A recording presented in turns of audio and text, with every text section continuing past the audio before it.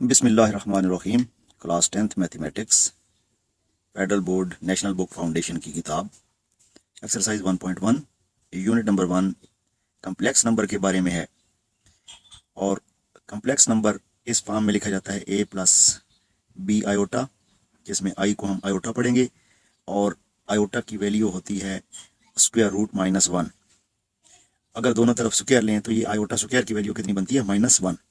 तो question number 1, simplify and express in terms of iota y. Iota की शक्ल में आंसर जो है ना हमारा होना चाहिए। डियर स्टूडेंट्स, आप स्क्वायर रूट -3 है, जब भी माइनस स्क्वायर रूट के अंदर आता है तो उसमें से आयोटा निकलता है। हम -3 को लिख सकते हैं 3 मल्टीप्लाइड बाई -1। अब आप 3 का स्क्वायर रूट अलग कर लें, मल्टीप्लाइड बाई -1 का स्क्वायर रूट अलग करें, तो ये ऐसे ही आ जाएगा। और ये जो -1 है स्क्वायर रूट के अंदर, इसकी वैल्यू क्या होती है? आयोटा। तो इसको हम क्या लिख लेंगे? आयोटा। तो ये इन टर्म्स ऑफ आयोटा हमारा आंसर आ गया है। पार्ट नंबर 2 हमारे पास है 6 और स्क्वायर रूट के अंदर है -4। इसको भी हमने आयोटा वाई की शक्ल में लिखना है। 6 आपने ऐसे ही लिखा, मल्टीप्लाइड बाई -4 को आप स्प्लिट करें तो इसको आप लिख सकते हैं 4 मल्टीप्लाइड बाई -1। 6 मल्टीप्लाइड बाई, इन दोनों के स्क्वायर रूट आप अलग अलग करें। 4 का स्क्वायर रूट आपने अलग किया और -1 का स्क्वायर रूट आपने अलग कर लिया। 6 multiplied by square root of 4 is equal to 2। और इस चीज़ के बारे में मैंने आपको बताया है कि ये क्या होता है? आयोटा। तो इसकी जगह पे हम क्या लिख लेंगे? आयोटा। तो 6 और 2 मल्टीप्लाई होते हैं तो कितना बनता है? 12। तो ये आपका आंसर आएगा 12 आयोटा। पार्ट नंबर 3 हमारे पास है स्क्वायर रूट के अंदर -4/9। तो इसको भी हम सिंप्लीफाई करते हैं, 4/9 मल्टीप्लाइड बाई -1। तो ये -4/9 बन जाएगा। अब हम स्क्वायर रूट सेपरेट करते हैं, 4/9 को अलग लिख लिया और जो -1 है उसको अलग स्क्वायर रूट डाल लिया। अब ये चीज़ आप जानते हैं कि ये किसके बराबर होती है? आयोटा की। तो अब हम स्क्वायर रूट लेते हैं, 4 का स्क्वायर रूट कितना बनेगा? 2। और 9 का स्क्वायर रूट हमारे पास होता है 3। और ये चीज़ क्या होती है हमारे पास? आयोटा। तो ये आपका आंसर है। इसको अगर कंबाइन लिखना चाहते हैं तो ऐसे लिख लें, 2 आयोटा डिवाइडेड बाई 3। तो ये आपका आंसर। पार्ट नंबर 4, माइनस, एक स्क्वायर रूट के बाहर माइनस है और दूसरा स्क्वायर रूट के अंदर है। तो जो बाहर वाली माइनस है उसको आप ऐसे ही साथ साथ चलाएंगे और स्क्वायर रूट के अंदर जो माइनस है उसको आपने क्या करना है? -1 लिख लेना है। -20 का स्क्वायर रूट अलग लिया और -1 का स्क्वायर रूट अलग लिया। अब ये जो 20 है इसके फैक्टर बनाएं तो आप 2 10 और 2 5 10।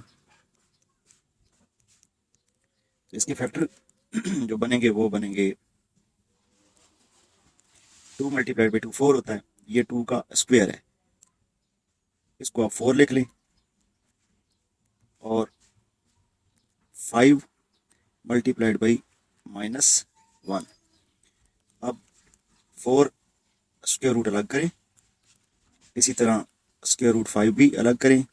और ये चीज़ आप जानते हैं कि ये किसके बराबर होती है? आयोटा के। तो इसकी जगह आप क्या लिख लें?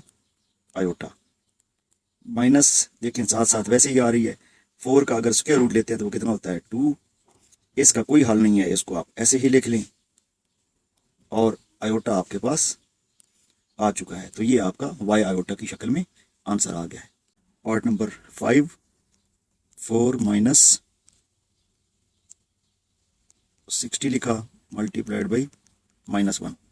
अब यहाँ पे 60 के फैक्टर्स की ज़रूरत पड़ेगी, तो 60 के फैक्टर बना लेते हैं। 230, 215, 35 और 51। यहाँ पे देखें तो ये स्क्वायर बनता है,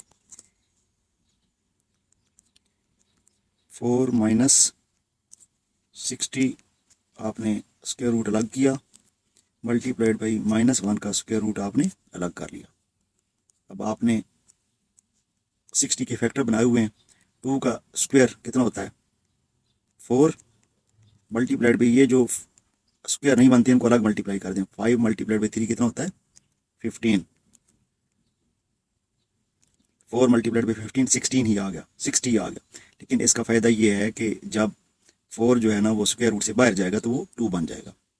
और ये जो -1 है स्क्वायर रूट के अंदर, इसको हम क्या कहते हैं आयोटा। तो ये आयोटा आपने लिख दिया। 4 माइनस स्क्वायर रूट ऑफ 4 अलग किया, 15 का स्क्वायर रूट अलग किया, और आयोटा आपके पास पहले आया हुआ है।